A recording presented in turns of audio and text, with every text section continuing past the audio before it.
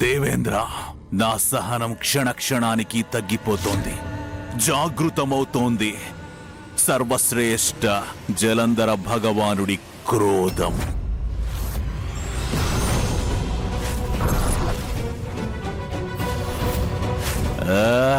ఆహా, నీ అస్త్రాన్ని నా మీద ప్రయోగించాలనుకుంటున్నావా దేవేంద్ర? చాలించు!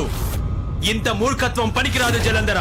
నీ ముందర తల వంచేలా చెయ్యడం కోసం నువ్వు సూర్యదేవుడి కార్యకలాపాలు అడ్డుకునే సాహసం చేశావు. ఒక్క మాట గుర్తించుకో, ఒక శునకం సింహంలా జూలు పెంచుకున్నా అది ఎప్పటికీ సింహం కాలేదు జలంధర.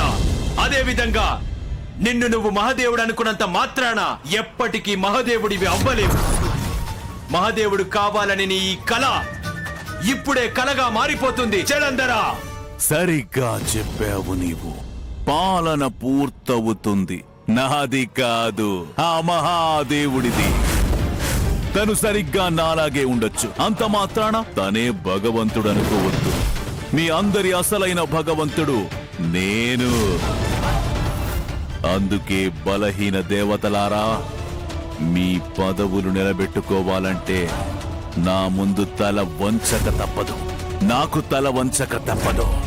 లేదంటే ఒక్క దెబ్బతో మీకు సత్యమేదో అసత్యమేదో తెలిసేలా చేస్తాను.